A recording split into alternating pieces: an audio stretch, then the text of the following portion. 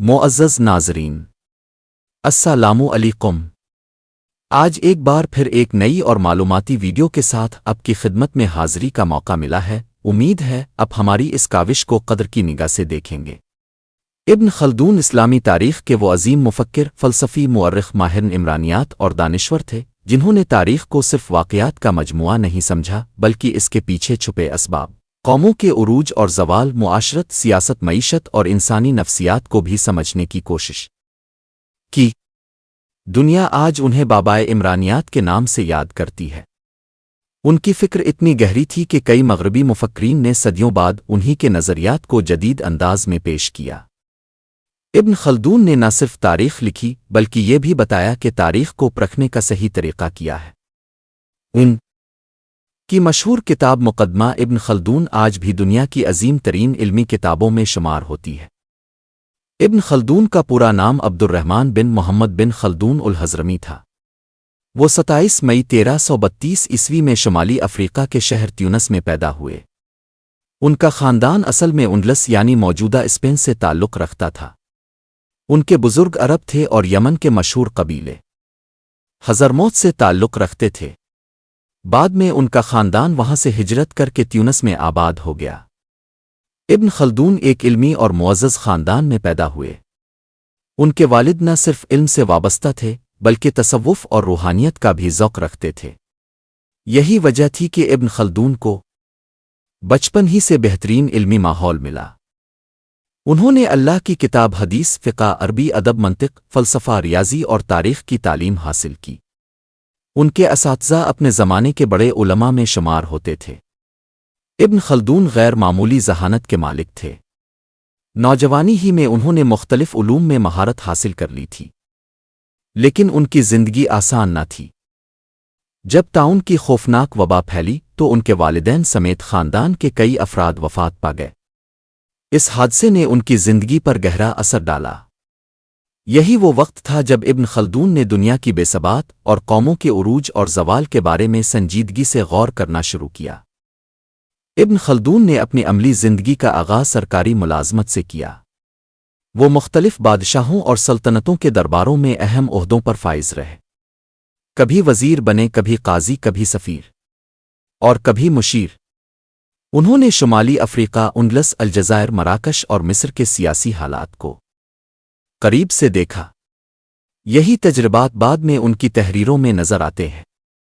انہوں نے دیکھا کہ کس طرح طاقتور سلطنتیں اندرونی کمزوریوں، ظلم، عیش اور ناانصافی کی وجہ سے تباہ ہو جاتی ہے۔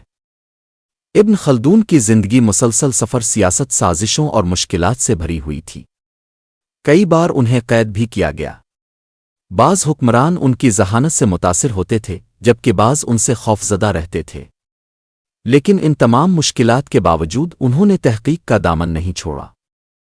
ابن خلدون کی سب سے بڑی علمی خدمت تاریخ اور عمرانیات کے میدان میں ہے۔ انہوں نے سب سے پہلے یہ نظریہ پیش کیا کہ انسانی معاشرہ کچھ اصولوں کے تحت ترقی کرتا اور زوال کا شکار ہوتا ہے۔ انہوں نے عصبیت کا نظریہ پیش کیا جس کے مطابق کسی قوم کی طاقت اس کی اجتماعی وحدت، اتحاد اور قومی جذبے میں ہوتی ہے۔ جب قومیں متحد ہوتی ہیں تو طاقت حاصل کرتی ہے، لیکن جب ان میں عیش پرستی، اختلافات اور کمزوری آ جاتی ہے تو ان کا زوال شروع ہو جاتا ہے۔ ابن خلدون نے یہ بھی بتایا کہ حکومتیں اور سلطنتیں انسانوں کی طرح عمر رکھتی ہیں۔ وہ پیدا ہوتی ہیں، طاقتور بنتی ہیں، عروج پر پہنچتی ہیں اور پھر زوال پذیر ہو جاتی ہے۔ یہ نظریہ اس قدر حیرت انگیز تھا کہ آج بھی سیاسیات اور سماجیات کے ماہرین اسے اہمیت دیتے ہیں۔ انہوں نے معیشت کے بارے میں بھی حیران کن خیالات پیش کیے۔ انہوں نے محنت کو دولت کی بنیاد قرار دیا اور بتایا کہ اگر ٹیکس حد سے زیادہ بڑھا دیے جائیں تو تجارت اور معیشت تباہ ہو جاتی ہے۔ کئی معاشی ماہرین کہتے ہیں کہ ابن خلدون نے وہ اصول بیان کیے تھے جو بعد میں جدید اکنامکس کا حصہ بنے۔ ابن خلدون صرف مورخ نہیں تھے بلکہ ایک عظیم فلسفی بھی تھے۔ وہ تاریخ کو عقل اور تحقیق کی روشنی میں دیکھتے تھے۔ انہوں نے اندھی تقلید کی مخالفت کی اور کہا کہ ہر تاریخی روایت کو پرکھنا ضروری ہے۔ اگر کوئی واقعہ عقل، حالات اور معاشرتی اصولوں کے خلاف ہو تو اسے بغیر تحقیق قبول نہیں کرنا چاہیے۔ مذہب کے اعتبار سے ابن خلدون ایک سچے مسلمان تھے۔ وہ اہل سنت مذہب سے تعلق رکھتے تھے اور فقہ میں مالکی مسلک کے پیروکار تھے۔ بعد میں مصر میں انہیں قاضی المالکی یعنی مالکی فقہ کے چیف جسٹس کے منصب پر بھی فائز کیا گیا۔ ابن خلدون دین سے گہری وابستگی رکھتے تھے اور اللہ کی پاک کتاب اور حدیث کے عالم تھے۔ البتہ وہ مذہبی معاملات میں اعتدال اور عقل اور فہم کو بھی اہمیت دیتے تھے۔ ابن خلدون نے کئی کتابیں لکھیں لیکن ان کی سب سے مشہور تصنیف کتاب العبرت ہے۔ اسی کتاب کا ابتدائی حصہ مقدمہ ابن خلدون کے نام سے مشہور ہوا۔ یہ مقدمہ دراصل اتنا عظیم علمی شاہکار تھا کہ بعد میں اسے الگ کتاب کی حیثیت حاصل ہو گئی۔ مقدمہ ابن خلدون دنیا کی ان چند کتابوں میں شمار ہوتی ہے جنہوں نے انسانی فکر کو بدل دیا۔ اس کتاب میں ابن خلدون نے تاریخ، سیاست، معاشرت، تعلیم، معیشت، فلسفہ، تہذیب، نفسیات اور انسانی رویوں پر تفصیل سے گفتگو کی۔ انہوں نے بتایا کہ معاشرے کیسے بنتے ہیں، ریاستیں کیسے طاقت حاصل کرتی ہیں اور پھر تباہ ہو جاتی ہے۔ انہوں نے دیہاتی اور شہری زندگی کا تقابل کیا اور یہ ثابت کیا کہ سخت حالات میں رہنے والی قومیں زیادہ مضبوط اور بہادر ہوتی ہیں، جبکہ آرام اور آسائش میں ڈوبی ہوئی قومیں کمزور ہو جاتی ہیں۔ ابن خلدون کی تاریخ ابن خلدون صرف بادشاہوں اور جنگوں کی داستان نہیں بلکہ پوری انسانی تہذیب کا مطالعہ ہے۔ اس کتاب میں عرب، بربر، افریقی اقوام اور مختلف سلطنتوں کی تاریخ بیان کی گئی ہے۔ لیکن اصل کمال یہ ہے کہ ابن خلدون نے تاریخ کو محض نقل نہیں کیا بلکہ اس کا تجزیہ بھی کیا۔ یہی وجہ ہے کہ انہیں جدید تاریخ نگاری کا بانی کہا جاتا ہے۔ جب یورپ تاریکی کے دور سے گزر رہا تھا، اس وقت ابن خلدون ایسے نظریات پیش کر رہے تھے جو آج بھی جدید سمجھے جاتے ہیں۔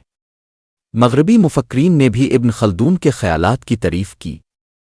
اکثر ماہرین کا کہنا ہے کہ اگر ابن خلدون یورپ میں پیدا ہوتے تو شاید دنیا انہیں ارسطو اور افلاطون سے بھی بڑا مفکر مانتی۔ ابن خلدون کی زندگی کا ایک اہم واقعہ اس وقت پیش آیا جب ان کی ملاقات دنیا کے خوفناک فاتح تیمور لنگ سے ہوئی۔ جب تیمور نے دمشق کا محاصرہ کیا تو ابن خلدون بھی وہاں موجود تھے۔ انہوں نے تیمور سے کئی ملاقاتیں کیں اور اس کے ساتھ علمی گفتگو کی۔ ابن خلدون نے اپنی ذہانت اور گفتگو سے تیمور کو بھی متاثر کر دیا تھا۔ زندگی کے آخری برسوں میں ابن خلدون مصر میں مقیم رہے۔ وہاں وہ تدریس، تصنیف اور قضا کے فرائض انجام دیتے رہے۔ بالآخر 17 مارچ 1406 عیسوی کو قاہرہ میں ان کا انتقال ہو گیا۔ انہیں قاہرہ کے قبرستان بابن نصر میں دفن کیا گیا۔ آج بھی ان کا نام دنیا کے عظیم ترین دانشوروں میں شمار ہوتا ہے۔ ابن خلدون نے دنیا کو یہ سکھایا کہ قوموں کا عروج صرف طاقت سے نہیں بلکہ علم، اتحاد، انصاف اور اخلاق سے ہوتا ہے۔